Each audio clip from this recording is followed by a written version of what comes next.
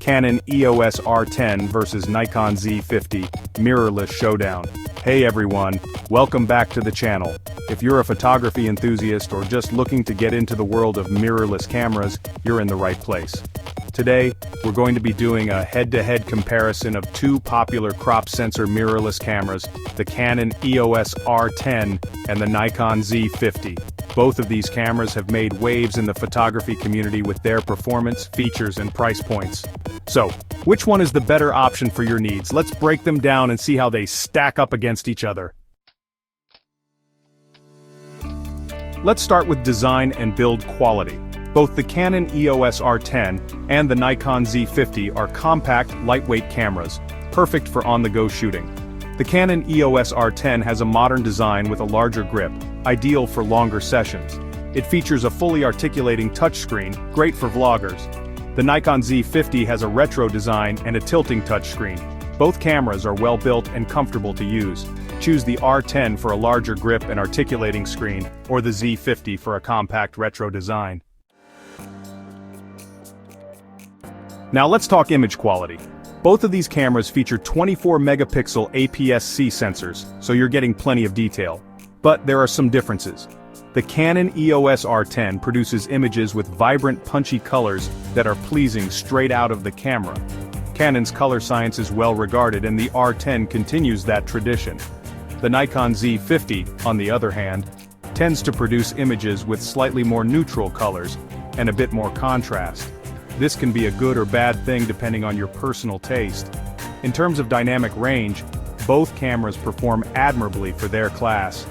You're able to recover a good amount of detail in the highlights and shadows, giving you more flexibility when editing your photos. When it comes to high ISO performance, both cameras handle noise relatively well. You can expect clean images up to ISO 3200, which is more than usable for most shooting situations. Beyond that, you'll start to see some noise reduction kicking in, but the results are still respectable. Both cameras shoot excellent photos, and it's hard to pick a clear winner in this category.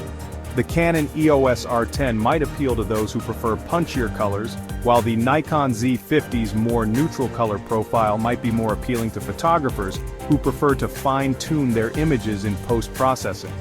Ultimately, the best way to decide which camera's image quality you prefer is to look at sample images and see which one speaks to you more.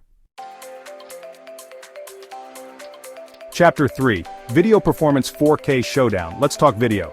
If you're into content creation, both of these cameras are capable of shooting 4K video, but there's a big difference in how they do it.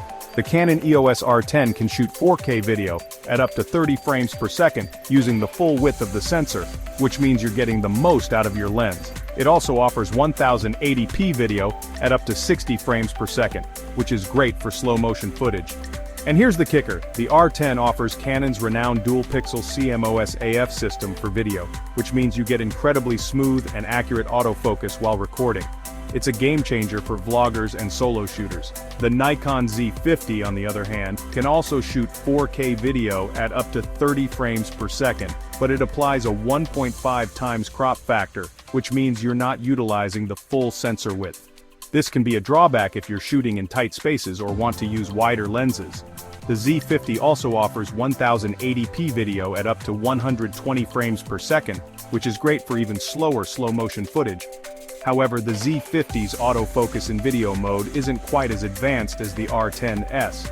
It's still usable, but it's not as smooth or reliable, especially for tracking moving subjects. If video is a priority for you, the Canon EOS R10 is the clear winner in this category. Its combination of oversampled 4K footage, 1080p at 60 FPS, and dual-pixel CMOS AF make it a much stronger video camera overall.